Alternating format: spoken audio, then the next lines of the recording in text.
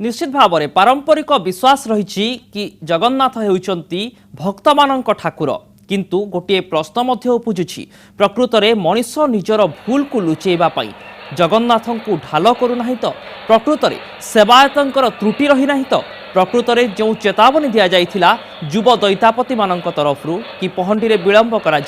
तार प्रतिफलन घटी ना तो एवं वर्तमान समय जेतेबेले भाव एवं आवेगर ठाकुर श्री जगन्नाथ कथा आसुछि सेतेबेले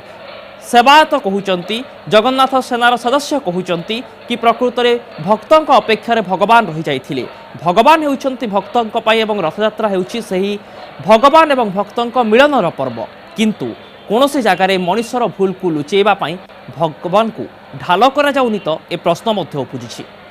तेबे वर्तमान समय जहाँ खबर हस्तगत हो सारी कि तीन रथ शरधा बाली में पहुंची सारी एवं आसंता काली श्री गुंडीचा मंदिर को विजय करेंगे श्रीजीउ तेबे वर्तमान समय किभली रही परिस्थिति से संपर्क में अधिक सूचना देवाई सीधासख पुरी आम सहित जोड़ी होती आम प्रतिनिधि सीमांचल वर्तमान समय तीन रथ यथास्थान में पहुंची सारी तेबे किभली भाव में भक्त दर्शन करेंगे श्रीजीउ को रथ उपर से नहीं कौन बंदोबस्त किभली भाव में भिड़ को नियंत्रण करा जाउछि। निश्चित पाखे अभिन्न कही रखे तीन रथ महाप्रभुंर शरधा बाली लगी सारी तालध्वज कथा कहवा दर्पदलन कथा कहवा नंदीघोष कथा कहवा तीन रथ लगी सारी गुंडीचा मंदिर निकट में शरधा बाली लगी सारी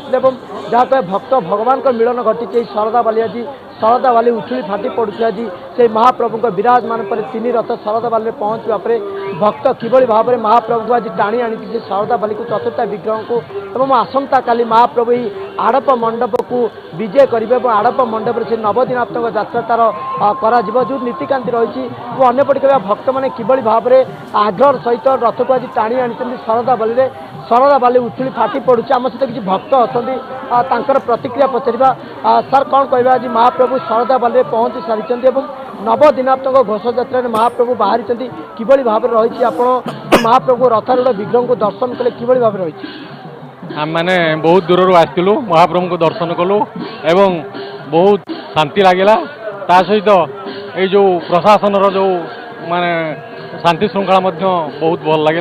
एवं जहाँ हो आम बहुत खुशी आनंद जाऊँ। सर आप कौन कहे महाप्रभु को दर्शन करते रथारूढ़ विग्रह को दर्शन करते नवकलेबर पर महाप्रभु को गोटे रथ जाता द्वितीय रथ यहाँ महाप्रभु चतुर्था विग्रह आज विराजमान करते रथ शरधा बाली में फाटी पड़ुଛି उछुली पड़ुଛି भक्त मान हरिबोल हुलहुली आपण आज ठाकुर को दर्शन करते किभली भाव लगे ठाकुर को दर्शन कर बहुत भल लगे आम सुदूर जयपुर कोरापुट आम आसीचु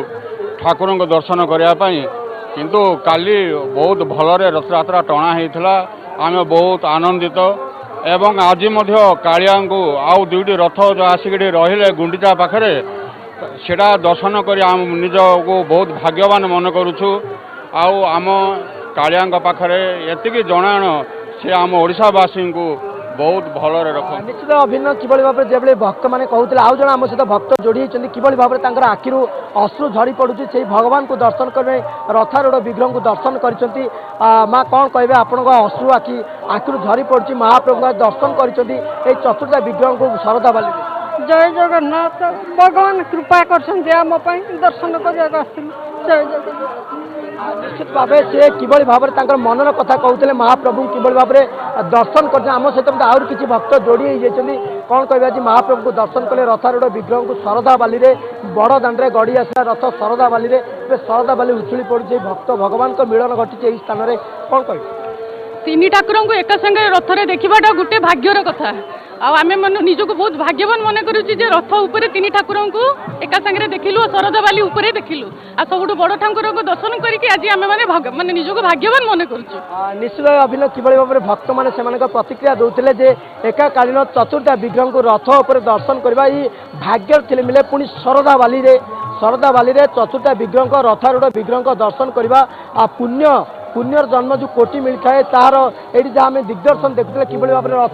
रथ उपर विराजमान कर चतुर्था विग्रह एवं से समस्त दर्शन कर खोला आकाश तले शरधा बाली उछुली पड़ुଛି भक्त भगवान मिलन घटी से रथ उपर যদি কহবা নীতিকান্তি কথা বিচার করা তাহলে রথ উপরে আজ মহাপ্রভু সমস্ত নীতিকান্তি করা এবং আসন্তা কালি সমস্ত নীতি করা সন্ধ্যা সময় পহଣ୍ଡি করা এবং যে জন্মবেদী কথা কহবা যে আড়প মণ্ডপর জন্মবেদী চতুর্থ বিগ্রহ বিরাজমান করবে কালিঠার এবং আড়প অভড়া তা পরদিন বাহার এই যে আড়প অভড়া খাইবা ভক্ত মানে সেই দিন অপেক্ষা করেছেন যেদিন ভগবান আজ আড়প মণ্ডপরে বিজে করবে নিশ্চিত কহবা এইপরি ভাবে শরদা বালি আজ উছুଳି পড়ুଛି এই ভক্ত ভগবানଙ୍କର মিলন ঘটিଛି বড় দাণ্ডরে যে লক্ষাধিক নিশ্চিত ভাবে সীমাঞ্চল বর্তমান সময়ে শরধা বালি এক ভক্তি ভাব এবং আবেগর পরিবেশ সৃষ্টি হয়েছে শ্রী জগন্নাথ বলভদ্র এবং সুভদ্রাঙ্কু দেখিবা পাই লক্ষ লক্ষ ভক্তଙ୍କ সমাগম হয়েছে। বহুত বহুত ধন্যবাদ সীমাঞ্চল আপনার সমস্ত সূচনা পাই।